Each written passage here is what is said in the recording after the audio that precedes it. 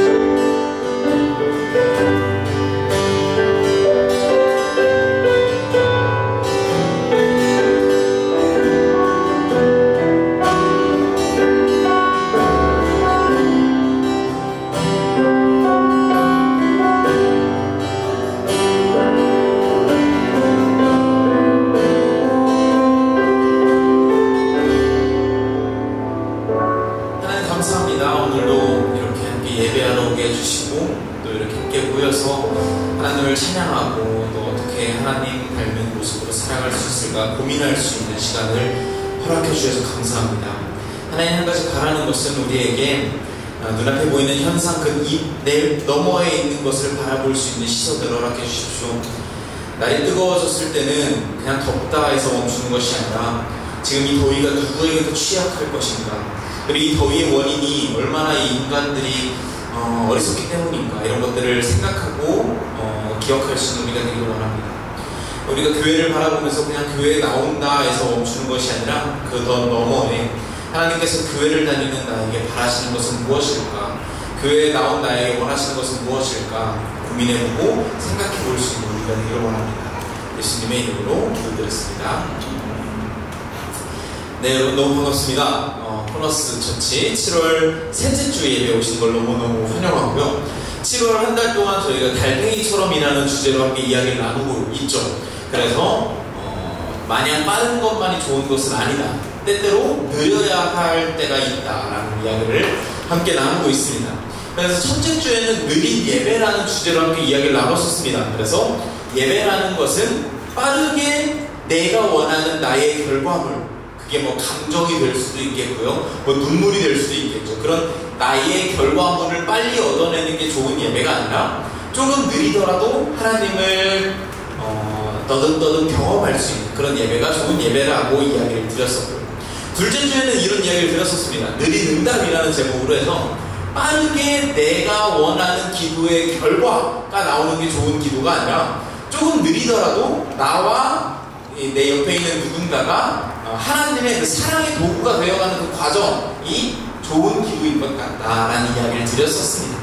그리고 오늘은 세 번째 주로 느린 성장이라는 제목으로 함께 이야기를 나눠보려고 합니다. 저희가 다니고 있는 곳은 교회죠. 그리고 교회라고 하는 곳은 성장이라는 것에 굉장한 강조점을 두고 있습니다. 그냥 단순히 성장이라고 했을 때는 뭐 그런가 보다, 근성장 뭐 이런 거 상상할 수 있겠지만 앞에 두 글자를 덧붙이면 굉장히 교회스러워집니다. 영적 성장 이라는 단어를 만들자마자 굉장히 익숙해지셨죠. 교회는 영적 성장이라는 이름으로 우리에게 성장이라는 걸 굉장히 강조하고 있는 공동체라고 말할 수 있을 것 같습니다. 특히나 저희가 속해 있는 이 한국교회, 한국기독교라고 하는 것은 그게 더더욱 심한 편입니다. 이 한국교회에만 있는 독특한 학문이 하나 있는데요. 뭐냐면 교회 성장학이라고 하는 학문입니다. 모든 신학교에 있는 것은 아닌데 한국에 있는 신학교에는 대부분 교회 성장학이라고 하는 학문이 있습니다. 그 정도로 교회는 성장이라는 것에 굉장한 강조점을 두고 있다고 말할 수 있을 것 같아요. 그래서 되게 신기하죠. 교회가 어떻게 해야 성장하는가를 가르치는 학문도 있다니, 와 신기하다. 그런데 말이죠, 이렇게 성장을 강조하고 있고, 그래서 막 교회들 가보면은 잘 영적으로 성장하기 위해서 교육 프로그램도 되게 막 탄탄하게 막 A 코스, B 코스, C 코스 막 자리매김하고 있는 교회들이 굉장히 많은 것에 반하여 코너스 처치는 그런 모습이 되게 많이 보이지는 않는 것 같다라는 평가를 교회 안에서도 교회 밖에서도 많이 듣곤 합니다. 안팎으로 코너스 처치를 보면서 어떤 이야기를 많이 하냐면, 코너스 처치는 막 성장하기 좋은 교회라기보다는 쉬기 좋은 교회, 쉼에 강조점이 있는 교회라는 어떤 평가를 많이 받는 것 같아요. 그리고 저는 개인적으로 이 평가가 뭐 나쁜 평가인가? 라고 생각하진 않아요. 꼭 엄청 빨리 성장해야 되나? 쉬기만 해도 좋은 거 아닌가? 라고 개인적으로 생각하기도 하지만, 정말로 코너스 처치는 성장에는 별로 방점을 두고 있지 않고 쉼에만 방점을 두고 있는 교회인가? 라고 했을 때는 다소 그런가? 라고 하는 퀘스천 마크가 생기기도 합니다. 왜냐면 우리 코너스 처치의 핵심 가치가 뭔지 여러분 잘 알고 계시죠? 혹시 코너스 처치의 핵심 가치가 뭐죠? 이렇게 대답해 주셔서 감사합니다. 사랑의 선순환이라고 하는 것을 핵심 가치로 가지고 있죠. 우리 모두 구속에 위치하고 있었던 이들인데 하나님께서 사랑으로 나를 불러주셨다. 그런데 거기서 멈추지 않고 그 받은 사랑을 다시 우리가 구속으로 향하여 가지고 가자라고 하는 좀 다소 어마어마한, 다소 건방진 그런 어떤 가치관을 가지고 있습니다. 굉장하죠. 그냥 단순히 여기서 사랑하러 오세요, 코너스 처치 와서 사랑 받으세요 라고 끝나는 교회가 아니라, 사랑을 받았으면 다시 구속으로 향해야 됩니다.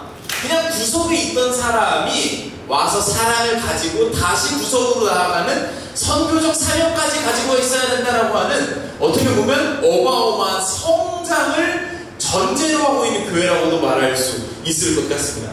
어마어마한 성장이죠. 구속에 있었던 데가 사랑을 가지고 다시 구속으로 나아가는 것까지 하니까 말이죠. 그렇다면 이렇게 사랑을 가지고 성장하는 것을 핵심 가치로 가지고 있는 교회임에도 불구하고, 도대체 코너스 처치는 왜 더디 성장하는 것처럼 보이는 걸까요? 왜 코너스 처치를 보면은 막 성장에 방점을 두고 있는 교회로 보이기보다는 뭔가 좀 느슨해 보이고 느긋해 보이는 이유는 무엇일까요? 이것을 알기 위해서 교회는 뭐 하는 곳이며 교회에서 성장한다는 것은 어떤 의미인가에 대해서 우리가 좀 생각해 볼 필요가 있을 것 같다는 생각이 듭니다. 최근에 제가 어떤 목사님으로부터 이 얘기를 들었는데 너무 슬프게도 너무 공감이 됐던 얘기가 하나 있습니다. 그게 뭐냐면, 요즘에 이제 미국에 김밥이 유행인 거 아세요, 여러분? 김밥 해가지고 굉장히 유행이라고 합니다. 그래서 김밥에 막 뭐 넣기도 하고, 최근에는 돌아다니는 짤 중에 김밥 안에 그 마카로니 샐러드를 넣어가지고 마요네즈를 잔뜩 넣어서 만들더라고요.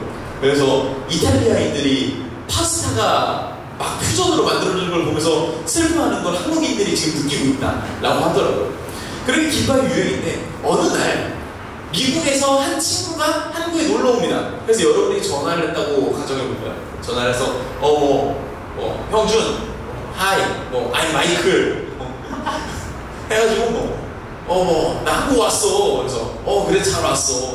야, 내가 너무 그 한국 코리아 오리지널 김밥이 너무 먹고 싶어. 그래서 막 엄청 특별하거나 엄청 막 특이하거나 대단하지 않아도 돼. 그냥 스탠다드한 버전의 김밥을 먹으려면 어디로 가면 될까? 라고 물어봤다고 해볼까요? 그럼 여러분은 뭐라고 대답하겠어요? 그렇죠. 김밥 천국이라고 돌아다니다 보면 엄청 많아요. 김밥 해군 엄청 많아. 거기 가서 김밥 한 줄 주세요 라고 이야기를 하면 엄청 대단하고 특별한 김밥은 아니지만 이제 한국의 스탠다드한 버전, 그 기본 김밥을 먹을 수 있어 라고 대답하기 용이하겠죠. 그런데 만약에 여러분에게 어느 날 교회를 다니지 않는 비그리스도인 친구가 연락을 합니다. 유진아 잘 지냈어? 난 잘 지내지. 내가 교회를 한번 가보려고 해요. 엄청 특별하거나 엄청 대단하거나 엄청 멋지지 않아도 돼. 그냥 기본적으로 복음이 뭔지, 너네가 믿는다는 그 복음이 뭔지, 하나님이 누구신지 잘 소개시켜줄 수 있으면 돼. 어느 교회를 가면 좋아? 라고 하면 유진이가 길 가다 보면 교회 있지? 아무 데나 가. 그러면 기본은 할 거야. 그 크고 대단하진 않아도 복음에 대해서 기본적으로 가르쳐 줄 수 있을 거야 라고 말씀하실 수 있으시겠습니까? 이런 이야기를 듣는데 제가 너무 슬프게도 그 얘기가 공감이 되는 거예요. 와, 그렇구나. 어쩌면 오늘날 한국 교회라는 것이 꼭 한국이라고 지칭하지 않아도 되겠지만 오늘날 이 교회라는 공동체가 길바천국만큼이라도 신뢰를 받고 있지는 못하고 있구나 라는 어떤 생각이 좀 들더라고요. 여러분은 이 세상에 있는 모든 교회가 하나님이 세우신 교회라고 생각하시나요? 굉장히 뭔가 함정이 있을 것 같은 질문이죠. 저는 개인적으로 그렇다고 생각하지 않아요. 이 세상에 있는 모든 교회가 하나님이 세우신 교회는 아니다. 혹은 아닐 수도 있다. 왜 갑자기 이 타이밍에 상원전도사님이 핸드폰을 드시고 저를 찍으시는 걸까요? 어디에 마치 제보하는 것처럼 아니죠? 굉장히 조심스러운 발언이긴 하지만 저는 개인적으로 그렇게 생각합니다. 예를 들어서 최근까지 유행했던 방송 프로그램 중에 백종원의 골목식당이라는 방송 프로그램이 있었습니다. 그럼 보다 보면 항상 빌런이 등장을 하죠. 백종원 씨가 그 사건을, 골목 사건을 살리기 위해서 가서 막 장사 노하우도 알려주고 메뉴 레시피도 알려주죠. 그리고 지금까지 이렇게 장사했었으면 이제 그렇게 장사하면 안 됩니다 라고 명확하게 알려줍니다. 그리고 시간이 흐르고 관찰 카메라를 설치하죠. 그리고 백종원 씨가 그걸 보면 어떤 거예요? 레시피도 자기 마음대로 하고요, 장사한 방법도 자기 마음대로 하고요. 백종원 씨가 알려준 대로 하지 않습니다. 그러면 맛이 좋을까요? 좋지 않죠. 손님들이 막 어쩌고저쩌고 하면은 이거 백종원 씨가 알려준 건데 왜 그러세요? 이런 빌런들이 언제나 등장합니다. 그럼 그걸 보고 백종원 씨가 뭐라고 말하죠? 아, 내가 언제 그렇게 알려줬어요? 아유, 종구아 씨 일로 오세요 하면서 막 내가 언제 그렇게 알려줬어요? 막 이렇게 한단 말이에요. 맞아요. 백종원 씨가 알려줬어도 백종원 씨가 말한 대로 하지 않았다면 그 백종원 씨의 레시피대로 한 식당이라고 말할 수 없어요. 백종원 씨의 솔루션을 받은 식당이라고 말할 수 없는 거죠. 오늘 여러분이 무슨 기계를 삽니다. 그리고 막 설명서가 같이 동봉되어 있겠죠? 에이, 남자가 무슨 설명서야. 설명서 내떨어지고 자기 마음대로 막 조립을 합니다. 그리고 고장이 나요. 고객센터에 전화를 합니다. 아유, 이거 작동이 안 되잖아요. 아, 그러셨어요, 고객님? 거기 설명서에 적혀있는 대로 하셨어요? 무슨 설명서예요? 제 마음대로 했죠. 이런 사람 뭐라고 해요? 이상한 사람이라고 하는 거예요. 이상한 교회도 저는 많다고 생각합니다. 여러분, 교회를 만드는 건 결코 어렵지 않아요. 심지어 교단을 만드는 것도 여러분 우리 한국 사회에서 하나도 어렵지 않아요. 그냥 여러분이 법원에 가서요, 종교 법인을 만듭니다. 그리고 이름을 기독교 코너스회 이렇게 만들어요. 여러분은 교단의 창시자가 되시는 겁니다. 아주 쉽게 교단을 만드실 수 있어요. 목사가 되는 것도 너무 쉬워요. 막 어디 이사카 신학교 이런 데 가면요, 슬로건이 이래요. 6개월이면 당신도 목사가 될 수 있습니다. 6개월 과정을 거치면요, 목사 수준이 나와요. 그럼 목사가 되는 거예요. 너무나 쉽게 목사가 되고 너무나 쉽게 교회를 만들 수 있는데, 정말 세상에 있는 모든 교회가 하나님께서 우리에게 선물해 주셨던 그 교회의 설명서대로 만들어진 교회일까? 라고 했을 때 저는 다소 의구심이 되는 거죠. 그러면 우리는 어떤 설명서대로 만든 교회가 하나님께서 우리에게 설명해 주신 그 원래대로 만든 교회일까? 이걸 생각해 볼 필요가 있겠죠. 성경에 보면은 복음서라고 있습니다. 예수님께서 지내셨던 내용들을 적어놓은 성경책입니다. 4권이나 있어요. 4권이나 되는 그 복음서라고 하는 책에 예수님께서 직접 교회라고 하는 말을 몇 번이나 말씀하셨을까요? 별로 얘기 안 하셨을 것 같다. 5번 이하일 것 같다 하시는 분들 계시네요. 네, 그래도 교회니까, 그죠? 한 10번에서 30번 정도일 것 같다 하시는 분들. 그것보다 많을 것 같다. 30번에서 50번 정도? 아니다, 나는 그래도 교회 100번은 얘기하셨을 것 같다. 좀 이렇게 누가 몇 번을 드셨는지 알 수가 없게 아무도 손을 들지 않으셨어요. 정답은 예수님께서 4개의 복음서를 통틀어서 교회를 언급하신 건 딱 2번밖에 되지 않습니다. 그리고 그 중에서 심지어 한 번은 그냥 지나가는 말로 이제 하신 거고요. 딱 한 번만 교회에 대해서 되게 정확하게 설명해 주신 장면이 있어요. 그럼 우리가 그 장면을 보면 아 이게 교회구나, 교회 설명서구나 라는 걸 알 수 있게 되겠죠. 오늘 그 부분이 본문인데요. 같이 한번 번갈아가면서 읽어보도록 하겠습니다. 제가 먼저 읽겠습니다. 예수님은 가이사랴 빌립보 지방에 이르러 제자들에게 물으셨다. 사람들이 나를 누구라고 하느냐?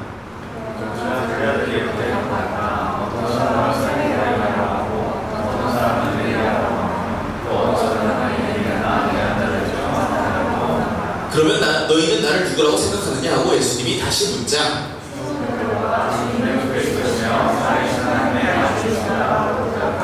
그래서 예수님이 베드로에게 말씀하셨다. 요나의 아들 시몬아, 너는 행복한 사람이다. 이것을 너에게 알리신 분은 사람이 아니라 하늘에 계신 내 아버지이시다. 내가 이 반석 위에 내 교회를 세우겠다. 지옥의 권세가 이기지 못할 것이다. 교회가 어디 위에 세워지는가에 대해서 설명하고 있는 본문입니다. 어느 날 예수님이 이제 지나다니다가 사람들한테 제자들에게 물어보는 거예요. 야, 사람들이 나를 뭐라고 부르니? 이렇게 질문하는 겁니다. 저는 이 장면이 약간 웃겨요. 죄송해요. 저는 약간 이렇게 좀 상상을 많이 하고 있었고, 약간 연예인이 네이버에다가 자기 이름 쳐놓은 것 같지 않아요? 약간, 죄송해요. 저만 그렇게 생각이 드네요. 네. 약간, 나는 사람들이 뭐라고 불러? 이렇게 질문하는 겁니다. 근데 막 대답하는 거죠. 누구는 침례 요한이라고도 하고요, 누구는 엘리야라고도 하고요, 뭐 예언자라고도 하고, 뭐 여러 가지 부릅니다. 그랬더니 예수님이 듣더니 썩 마음에 드는 대답은 아니셨던 것 같아요. 그래서 야, 사람들은 그렇게 말하는데 그럼 너네는 날 누구라고 생각하니? 라고 물어보니까 갑자기 베드로가 이런 대답을 하는 겁니다. 아, 주님은 그리스도이시며 살아계신 하나님의 아들입니다 라는 대답을 합니다. 그 말을 듣자마자 예수님이 무릎을 탕 치더니 야, 저거다 라고 얘기를 하시는 거예요. 야, 그래, 그거지. 너 아주 말 한번 잘했다. 너 진짜 잘한 거야. 심지어 뭐라고 말씀하시나요? 너 지금 막 얼떨떨하지. 왜냐면 지금 그거 말하는 거 네가 사람의 머리로 말한 게 아니라 하늘에 계신 내 아버지께서 너한테 알려주신 거야. 그만큼 너무너무 정답이야, 베드로야 라고 칭찬을 막 쏟아부으시더니 내가 이 반석 위에 지금 네가 말한 너희가 나를 어떻게 생각하는가 했을 때 그 문장, 너희가 나에 대해서 어떻게 고백하는가 라고 하는 그 신앙 고백 위에 교회를 세울 거야 라고 이야기를 하고 계십니다.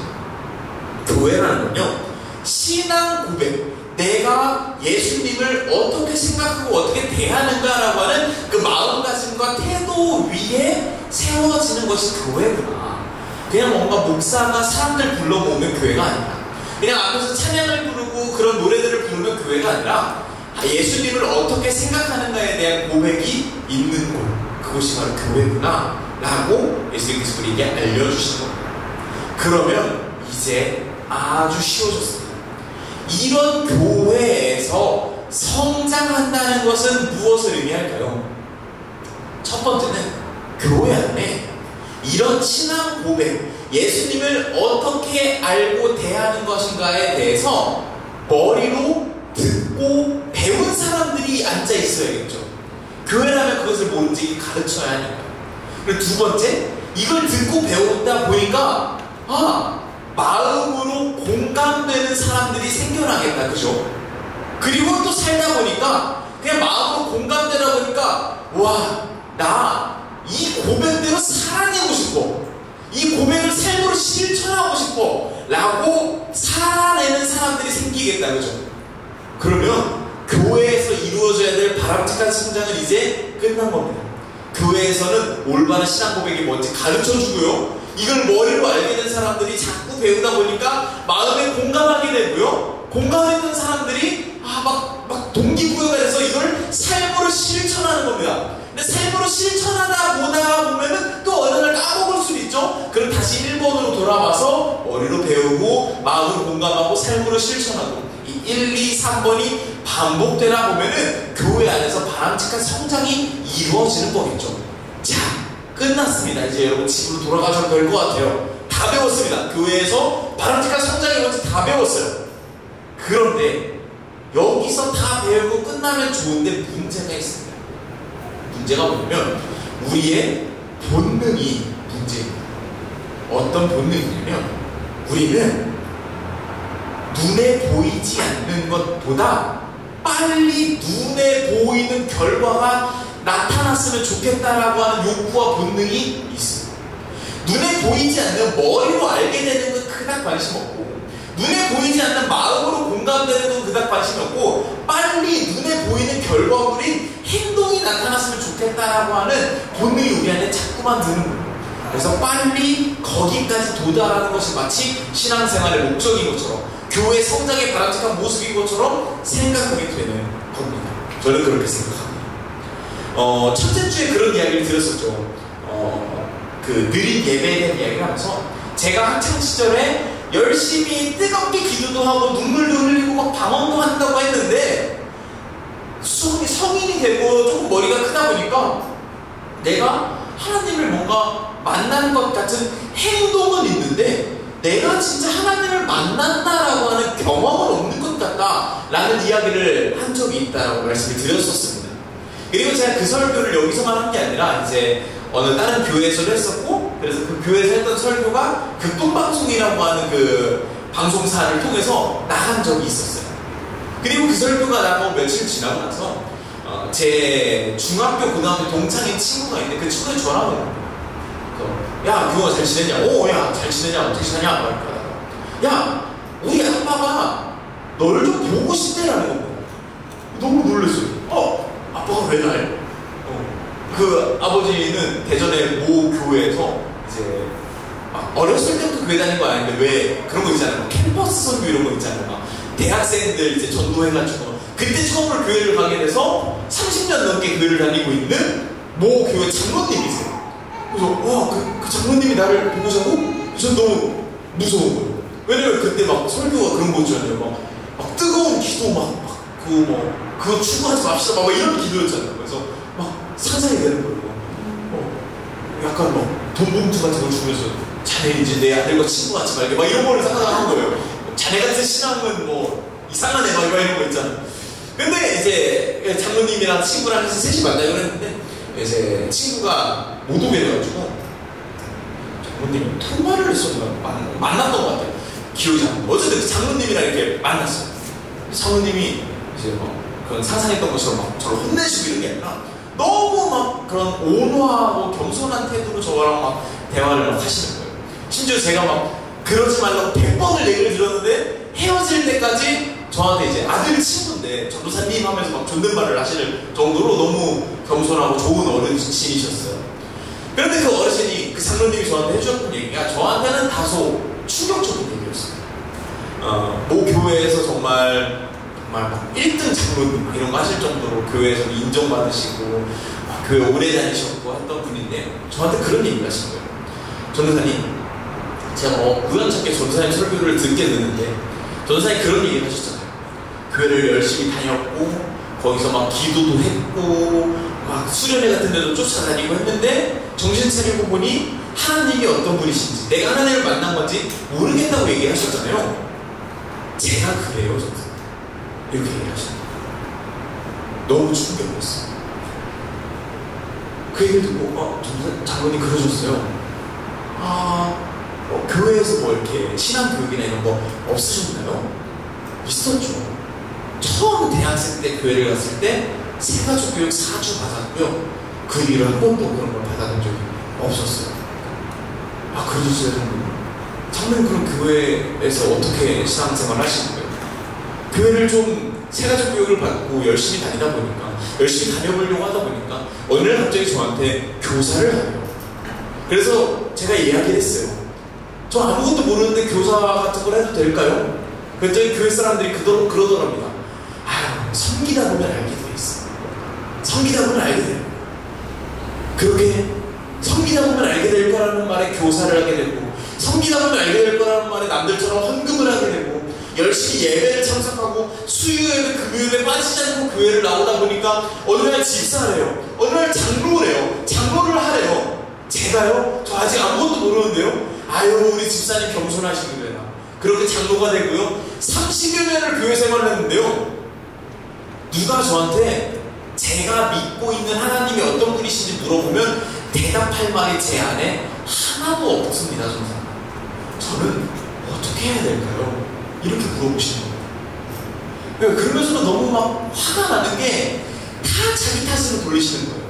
아, 제가 좀 더 열심히 섬겼으면 이런 고민 안 했을 텐데, 이런 시험 안 받았을 텐데, 전도사님 너무 죄송해요. 제가 부족한 장로라서요. 이야기를 하시는 거예요. 그 얘기를 듣는데 제가 너무 열이 받는, 너무 화가 나는 거예요. 장로님 앉혀놓고 이야기를 했어요. 장로님, 우리 한번 생각을 해봅시다. 장로님 교회 몇 년 다니셨다고요? 한 36년? 아, 뒷자리 빼고요. 30년 다니신 거죠? 아, 네. 장로님 뭐 교회 빠진 적 있으세요? 아유, 뭐 그럼요. 제가 부족해서 수요일에 금요일에는 종종 빠졌어요. 수요일에 금요일에 말고 주일만 봅시다. 일요일날 교회 빠진 적 있으세요? 아니, 없는 것 같아요. 빠지면 안 된다고 들었어요.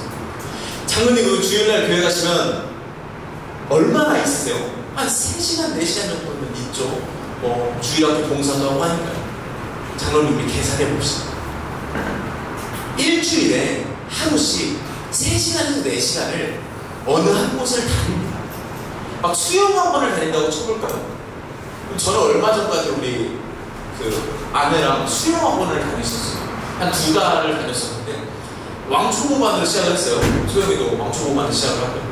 저와 함께 모든 왕초보반에 들어갔던 사람들이 다 어린이 풀장에서 시작을 해요. 발장구부터 시작을 해요. 2달이 지났습니다. 저만 어린이 풀장에 남아있었어요. 모두가 어른 풀장으로 넘어가고 배영을 배우고 저는 안 돼요. 이상하게 물에 뜨지가 않아요. 뭐 너무 창피하더라고요. 그런데 그런 운동신경을 가진 저라도요, 30년을 일주일에 3시간, 4시간을 수영장에 투자를 해보면 막 저병까지는 못해도요, 배영까지 배울 수 있지 않을까요? 이렇게 운동신경이 없는 저라도요. 여러분, 운동 꾸준히 열심히 잘 하세요? 올해 초에 다들 막 운동 열심히 하겠다고 결심하신 거 저 잘 알고 있어요. 요 안에서 운동 꾸준하게 하는 사람 제가 봤을 때 용섭이 형은 커플밖에 없을걸요? 저 크친 자들, 크로스핏에 미친 자들 말고는 아주 열심히 다이어트를 결심해서 다 실패했잖아요. 그런데요, 이렇게 다이어트에 대해 의지 박약한 우리라도요, 30년을 일주일에 3시간, 4시간을 헬스장을 다녔다고 생각해봅시다. 막 보디빌더 같은 몸은 아니었어도 어느 정도 건강한 삶을 유지하고 있지 않을까요? 장로님이 일주일에 3시간, 4시간을 교회에 투자를 합니다.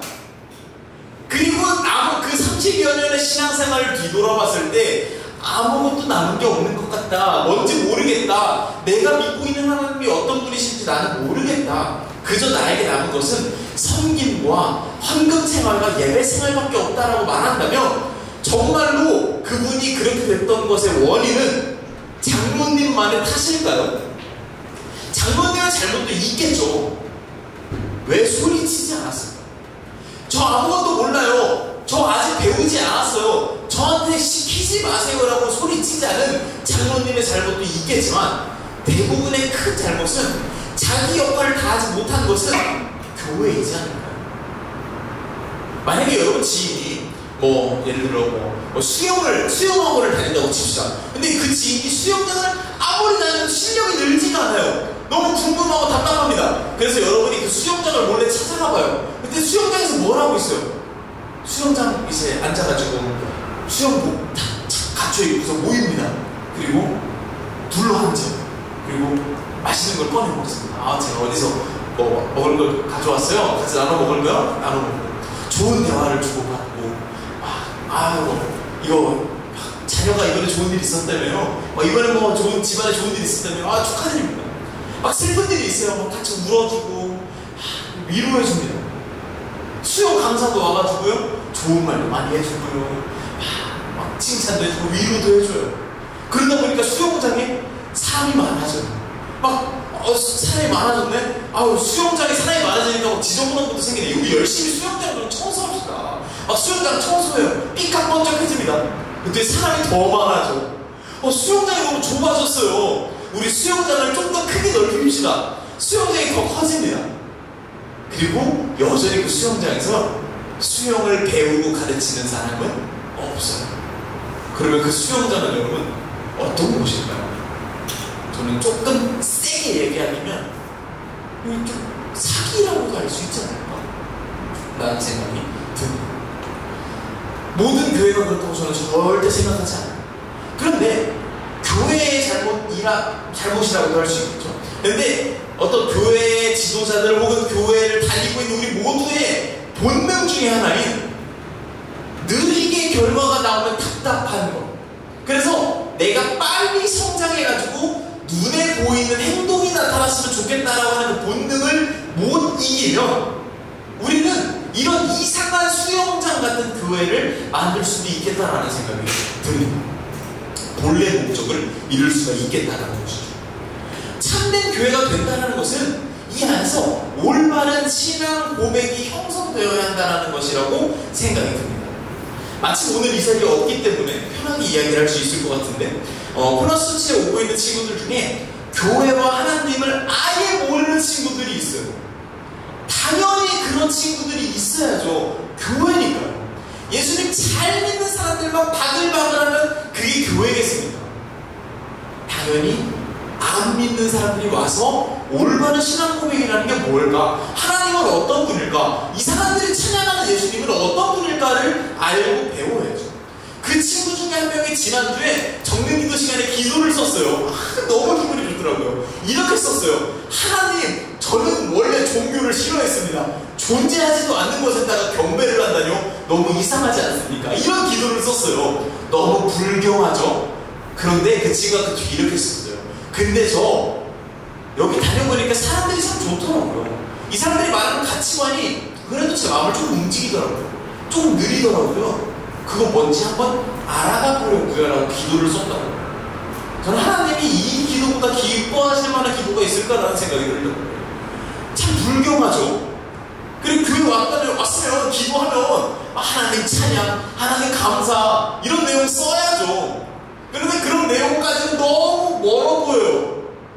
존재하지도 않은 하나님한테 찬양을 한다고? 무슨 그런 게 다 있어요. 이런 기도, 이런 느린 기도, 저는 이 느림이 하나님께서 사랑하시는 성장이라고 생각합니다. 그리고 그 친구가 며칠 전에 저한테 연락해서 저 새신자 교육 한번 받아볼래요? 라고 연락을 하더라고요.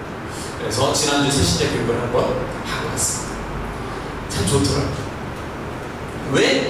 왜 교회라고 하는 곳들은 뭔가 어떤 올바른 신앙 고백에 대해서 조금 더디더라도 떠듬떠듬 알아가는 것보다는 빨리 행동이 약해졌으면 좋겠다고 생각을 할까요? 왜냐면요, 저는 불안하기 때문이라고 생각해요. 뭔가 빨리 무언가 완성된 존재가 있지 않으면 뭔가 막 두려워요. 여기에 정착하지 못하면 어떡하지? 다 떠나버리면 어떡하지? 안정성을 잃으면 어떡하지? 라고 하는 불안감이 교회 안에 당연히 있을 수밖에 없다고 생각해요. 저도 마찬가지죠. 그런데 저는 예수 그리스도께서 하셨던 방식은 빨리 뭔가 결과를 얻어내기보다는 다소 느리더라도 함께 시간을 보내는 것에 있었다고 생각을 해요. 당장 눈에 보이는 행동에 방점을 두셨다면, 거기에 가치를 두셨다면 제자들은요 일찌감치 탈락했을 거예요. 근데 3년이나 두고 보시면서 그 제자들이 제자리 걸음하는 모습을 두고 보셨던 거죠. 저는 개인적으로 이 문장을 쓰면서 라인 진짜 너무 좋다고 생각을 했어요. 제자들이 제자리 걸음을 해도 아껴주시고 사랑해 주셨던 예수님의 태도, 기억하기 참 좋죠. 근데 대신 예수님은 거기서 멈추지 않았다고 생각해요. 그 예수 제자들의 더딘 제자리 걸음을 보면서 상상하셨을 것 같아요.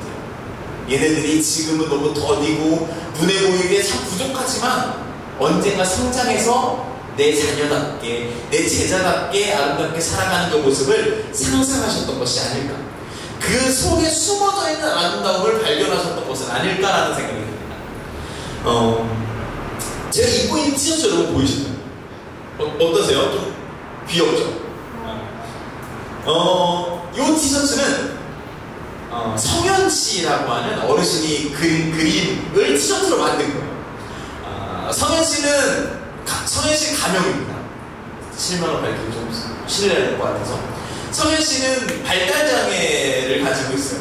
그래서 나이가 지금 50대 중반이신데 5살 정도의 지능으로 살아가고 계세요. 그리고 부모님들이 열심히 케어를 했었으나 돌아가시고 갈 곳이 없어서 시골집에서 정말 방치되어 계시다가 대전에 새여울 발달장애센터라고 하는 귀한 곳에서 성현 씨를 발견하여 함께 모시고 가서 지금도 함께 지내고 있습니다. 그리고 그 새여울 발달장애센터에서 한 달에 한 번씩 그림 어떤 치료 수업을 했는데 이 새여울 발달장애센터 우리 센터장님과 선생님들이 성현 씨의 그림을 보니까 이 그림이 너무 아름다워요. 그 순수함과 그 어떤 때묻지 않는 아름다움이 그림에 담겨있다고 생각을 해서 이걸 티셔츠로 만들었고요. 이걸 팔게 된 거예요. 한 장에 29,000원짜리예요, 요거. 그래서 제가 이걸 사서 입는데, 정말 너무 예쁘더라고요. 제가 한 달 전쯤에 이 티셔츠를 입고 왔었어요. 그래서 이제 소그룹 시간에 막 이야기를 하다가, 그 티셔츠에 담겨있는 히스토리를 이야기하려고 여러분 그 소그룹 원들한테 티셔츠 예쁘죠? 라고 했는데 하고 그 다음 얘기를 하려고 하는데 소그룹 원 중에 한 친구가 이제 저를 놀리겠다고 삐꾸 같다 삐꾸 이렇게 한 거예요.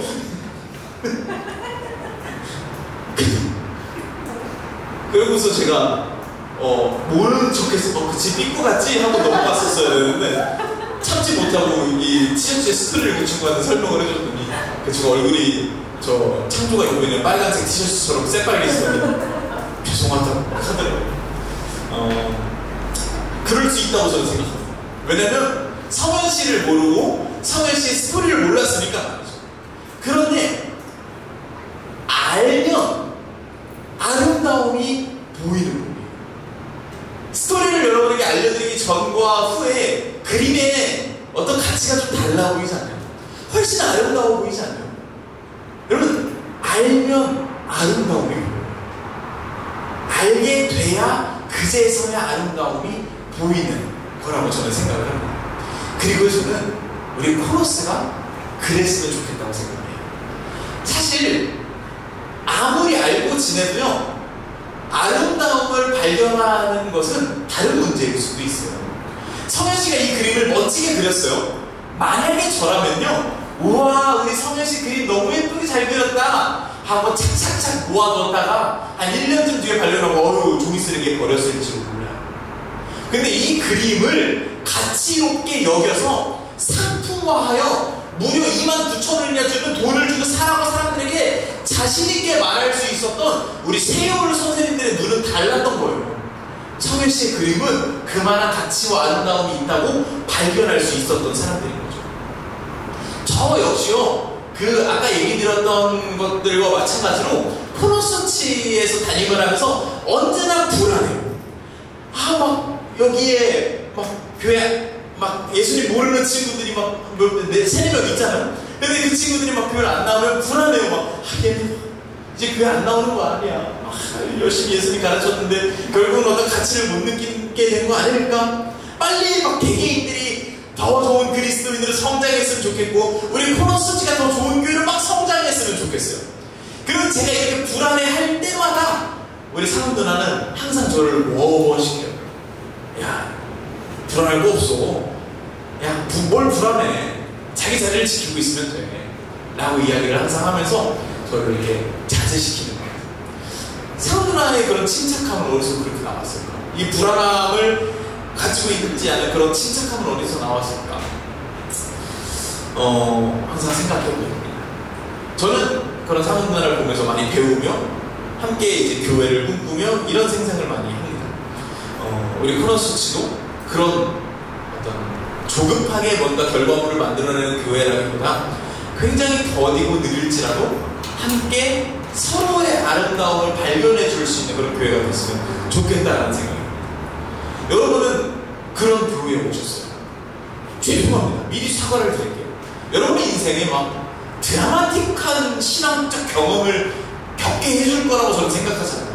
코너서치는 오늘도 느끼셨겠지만 참 잔잔하고 느리고 느긋한 교회. 여러분을 빨리 데리고 와서 뜨거운 경험, 기가 막힌 신앙적 경험을 해줄 거라고 자신만만하게 말씀드리기가 참 어려울 것 같아요. 근데 그럼에도 불구하고 여러분이 코너서치에서 함께 한다면 조금 느리고 더딜지라도 서로의 속에 있는 그 아름다움이 어떤 모습일까? 저 아름다움이 나중에 어떻게 발현이 될까? 우리가 코너스로 모이면서 이 아름다움이 시너지를 내면서 이 세상 속에서 어떤 아름다움을 발현하며 살아갈 수 있을까? 이런 것들을 상상하며 함께 할 수 있는 그런 교회가 될 것이라고 생각합니다. 여러분과 함께 서로 속에 있는 그 아름다움을 발견해내는 그 아름다움이 우리가 함께 교회로 하나 되면서 세상 속에서 발현되고 세상 속에서도 사랑을 선순환시킬 수 있는 그런 우리 코너스가 됐으면 좋겠다라고 생각을 합니다. 이 성현씨의 티셔츠처럼 말이죠. 여러분에게도 서로의 속에서 보여주고 있는 지금은 초라해 보이는 것을 아름다움으로 발견해낼 수 있는 여러분이 될 수 있었으면 좋겠고, 하나님이 여러분을 그런 시선으로 바라보고 있다는 것을 함께 생각해 볼 수 있었으면 좋겠습니다. 이 시간 함께 잠시 기도하는 시간 가졌으면 좋겠습니다. 함께 기도하실 때 아시다시피 저희는 누군가의 목소리나 통성으로 기도하기보다는 적는 기도를 함께 하고 있습니다.